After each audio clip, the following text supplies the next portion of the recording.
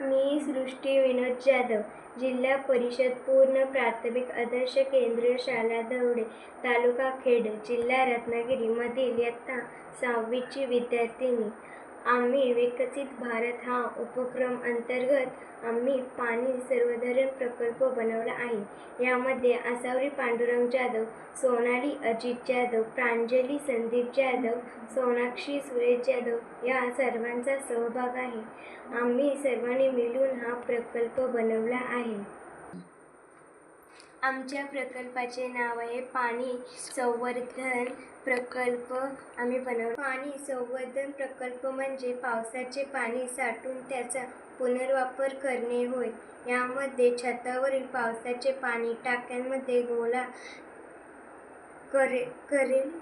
केलेले किंवा शोषखड्ड्याद्वारे पद्धतींचा समावेश आहे. या प्रकल्पामुळे पाणी टंचाईवर मात करता येते. पाण्याच्या आणि घरगुती वापरासाठी पाण्याची उपलब्धता वाढवता येते. तसेच पाण्याच्या बिलात बचत करता येते. पाणी संवर्धन प्रकल्पाचे स्पष्टीकरण. पावसाचे पाणी गोळा करणे. पावसाचे पाणी घराच्या किंवा इमारतीच्या छतावरून पाईपलाईनद्वारे एका मोठ्या टाकीत किंवा जमिनीखालील टाकीत जमा केले जाते. पाणी साठवणे. हे पाणी वर्षभर साठवण्यासाठी साठलेले आहे. पाणी साठवण्याच्या अनेक पद्धती आहेत, जसे की पाण्यात टाक्या, भूमिगत टाक्या किंवा खोल गड्डे.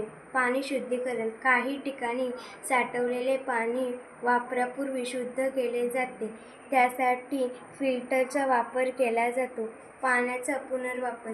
साठवलेले पाणी पिण्यासाठी, सिंचनासाठी, कपडे धुण्यासाठी किंवा बांधकामासाठी वापरले जाते.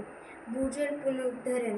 काही प्रकल्प पावसाचे पाणी जमिनीतून थेट जिरण्यासाठी शोषखड्डे किंवा विहिरी वापरतात. त्यामुळे भूगर्भातील पाण्याची पातळी वाढते. फायदे. पाणी टंचाईवर मात होते. पिण्याच्या पाण्याची उपलब्धता वाढते.